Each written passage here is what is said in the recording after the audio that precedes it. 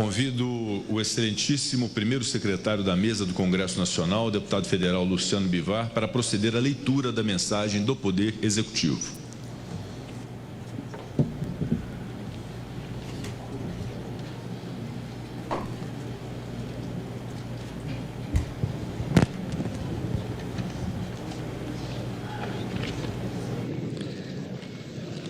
Excelentíssimo senhor presidente do Congresso Nacional, senador Rodrigo Pacheco, excelentíssimo senhor presidente da Câmara dos Deputados, deputado Arthur Lira, excelentíssimo senhor ministro-chefe da Casa Civil da Presidência da República, senhor Rui Costa, excelentíssimo ministro do Estado-chefe da Secretaria de Relações Institucionais, senhor Alexandre Padilha, excelentíssimo senhor procurador-geral da República, senhor Paulo Gonet, e excelentíssimo primeiro secretário da mesa, que aqui vos fala, Luciano Bivar. Senhoras e senhores parlamentares, o ano de 2023 pode ser resumido em uma fase nunca se fez tanto no nosso povo e em tão pouco tempo.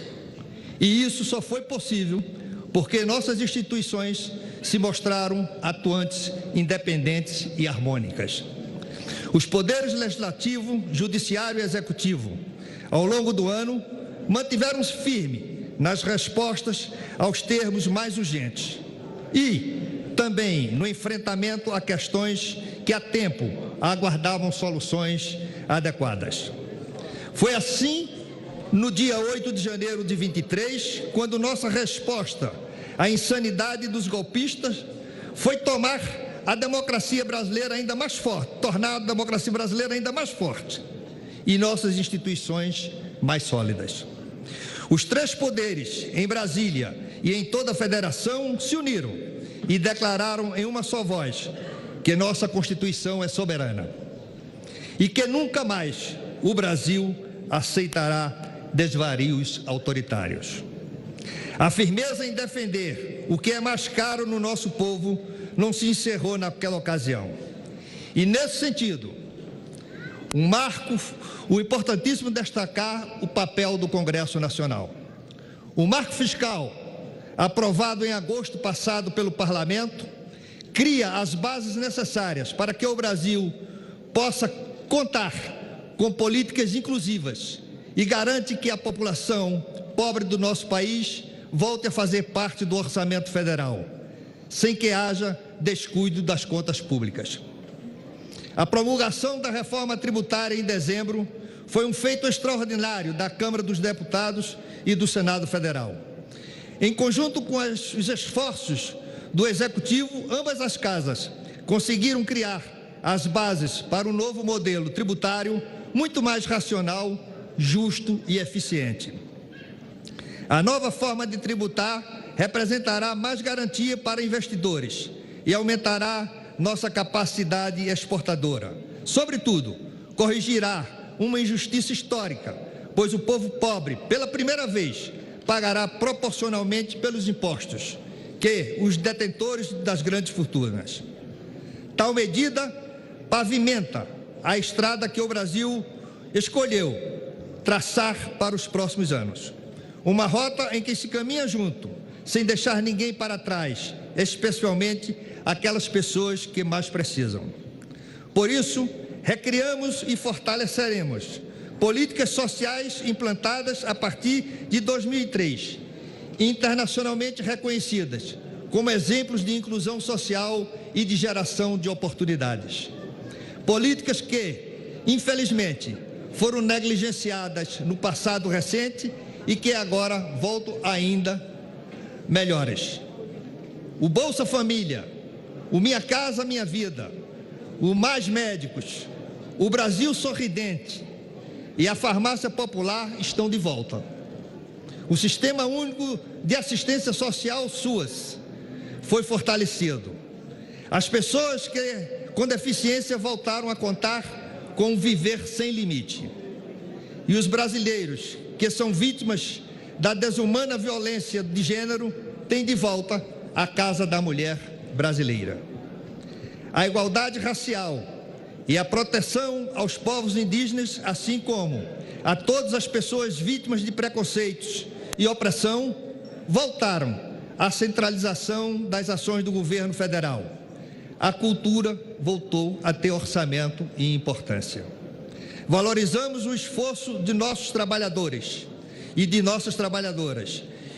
No setor público, os servidores voltaram a contar com reajustes e com a mesa de negociação das carreiras. No setor privado, o salário mínimo voltou a subir acima da inflação. Além disso, mais de 80% das negociações salariais em 2023 resultaram em aumento real. Temos novamente uma política perene de valorização do salário mínimo, que repartirá os ganhos do crescimento econômico com a população trabalhadora. E a Lei de Igualdade Salarial entre Homens e Mulheres foi aprovada com ampla maioria neste Congresso. Trabalho igual, salário igual. A educação da creche e pós-graduação voltou a ser prioridade. Promovemos a retomada de obras paralisadas e recomposição orçamentária de universidades e institutos federais e o reajuste dos repasses da alimentação escolar e das bolsas de graduação e pós-graduação.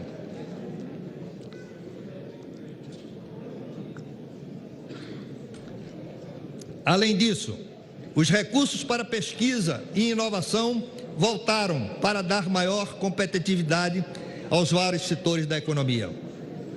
Em conjunto com estados e municípios, estabelecemos compromissos e metas para a alfabetização de crianças prejudicadas durante a pandemia, bem como para a expansão do ensino em tempo integral.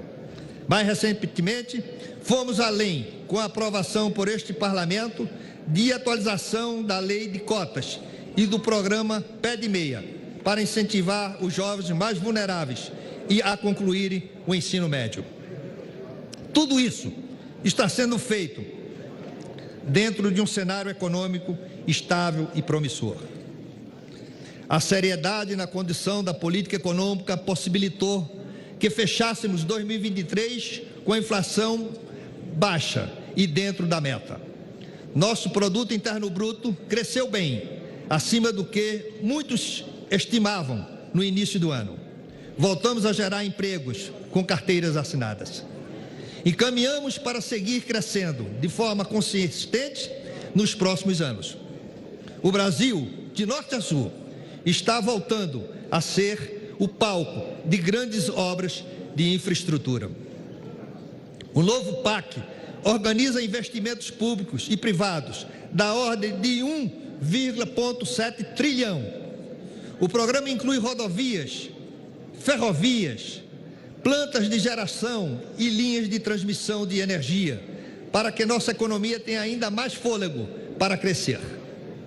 Mas inclui também aquilo que faz diferença imediata na vida de quem precisa. Uma nova unidade de saúde, a escola, a creche, a moradia decente, o bairro urbanizado, a água em quantidade adequada, mesmo durante a seca. As obras do novo PAC, durante sua execução, vão gerir pelo menos 4 milhões de novos empregos e seguirão induzindo o desenvolvimento depois de concluído, postrarão oportunidades e competitividade para as regiões que hoje ainda não conseguem explorar todo o seu potencial. Os empreendimentos de infraestrutura, assim como todos os grandes programas que temos executado, levam em conta o inevitável caminho da sustentabilidade. Assim como priorizamos a transição energética do novo PAC, trabalhamos com condicionantes ambientais no plano Safra 2023-2024, que é o maior da história, e o plano Safra da agricultura familiar, também com orçamento recorde. Inclui linhas voltadas à agroecologia e ao aumento de produtividade das pequenas propriedades. Do mesmo modo, a nova política industrial vai gerar mais e melhores empregos em setores que aproveitem a nossa capacidade exportadora de produtos de baixo carbono. O Brasil, entre as grandes nações do mundo, é a que melhor reúne as vocações naturais, o conhecimento científico, a infraestrutura energética e a experiência produtiva, para ser grande potência sustentável do século XXI e liderar as transformações ecológicas. Por esse motivo, voltamos a dar o exemplo em casa. Em apenas um ano, de acordo com dados do Instituto Nacional de Pesquisas Espaciais, INPE, reduzimos pela metade o desmatamento da Amazônia. Retomamos nosso compromisso de zerar o desmatamento naquela região de 2030. E restabelecemos metas ambiciosas de redução de carbono após os recuos promovidos pelo governo anterior. Nosso compromisso com o futuro do planeta, a seriedade que tratamos nossa inserção no comércio global e nossa luta por um mundo mais justo, com mecanismos efetivamente democráticos de concertação entre as nações, fizeram com que o Brasil voltasse a ser ouvido nos fóruns internacionais. E seremos ouvidos cada vez mais neste ano de 2024. Estamos ocupando a presidência rotativa do G20. Em 2025, sediaremos em Belém a COP30, que será uma das mais importantes cúpulas de clima das últimas décadas. No mesmo ano, sediaremos em nosso país a cúpula do BRICS. Nossa política externa, ativa e altiva, voltou a nos dar soberania necessária para termos nosso lugar em um mundo que enfrenta tantos desafios e traz benefícios imediatos para a nossa economia e nossa população, com a abertura de novos mercados e estímulos cada vez maiores para as nossas exportações. Senhoras e senhores parlamentares, o diálogo é condição necessária para a democracia. Diálogo que supera filiações partidárias, que ultrapassa preferências políticas ou disputas eleitorais, que é, antes de tudo, uma obrigação republicana que todos nós, representantes eleitos pelo povo, temos que cumprir. E por isso que o governo federal reforçou, desde o primeiro dia do ano passado, a interlocução de alto nível com os mais diversos setores da sociedade. Recriamos conselhos que nunca deveríamos ter sido extintos. Voltamos a realizar as conferências nacionais. O plano plurianual voltou a ser participativo. Ele está presente ainda na justa resolução do sufocamento financeiro em que estamos, estados e municípios foram arrastados após a pandemia e o descaso do governo anterior. E também na pronta resposta a desastres e tragédias naturais, cada vez mais frequentes devido às mudanças climáticas. O diálogo aparece também na volta da concessão do crédito para o desenvolvimento. Em apenas um ano, os bancos públicos federais fecharam contratos de empréstimos para estados e municípios com valor equivalente à soma de tudo o que foi feito nos 4 anos anteriores.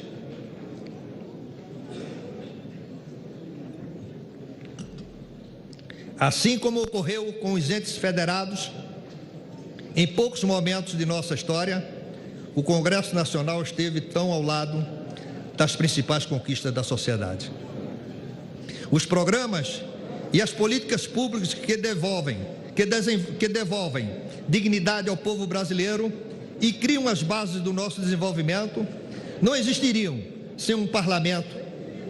Programas e políticas que não são apenas do Executivo, mas criadas a muitas mãos, já nascidas, portanto, com a força da democracia. É o caso do Desenrola, um dos nossos compromissos de campanha, que se tornou ainda mais efetivo e amplo, com a contribuição do Congresso e possibilidade a milhões de brasileiros renegociarem suas dívidas com até 98% de desconto. Ou de medidas de barateamento de créditos, como o novo marco de garantias, que impulsionam o nosso desenvolvimento ao criar um ambiente econômico com mais estabilidade, previsibilidade e credibilidade para o investidor. Todas essas vitórias conjuntas, algumas vindas de projetos apresentados pelo Executivo, outras oriundos do texto iniciado no Congresso Nacional, representam o nosso compromisso comum com o Brasil e o povo brasileiro. Compromisso que, tenho certeza, se manterá ao longo da trajetória que nós todos começamos a trilhar, pois temos todos nós muito a fazer. Juntos, seguiremos lutando diariamente pelos direitos mais básicos daqueles que ainda sofrem com a fome, com as desigualdades, o preconceito, a violência e o ódio. Juntos e com muito diálogo, seguiremos criando as condições para que o Brasil ocupe o papel que lhe cabe no mundo, um papel de vanguarda no combate às mudanças climáticas, de liderança de uma nova manufatura e de uma nova agroindústria competitiva, moderna e sustentável. Seguiremos construindo o país que terá o tamanho dos nossos sonhos, terá o tamanho dos nossos potenciais e da força de nosso povo trabalhador.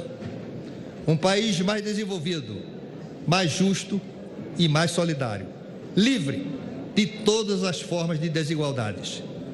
Desejo a todos que representam o povo brasileiro neste Parlamento um excelente ano legislativo, cheio de trabalho e de muitas conquistas. Luiz Inácio Lula da Silva, Presidente da República Federativa do Brasil.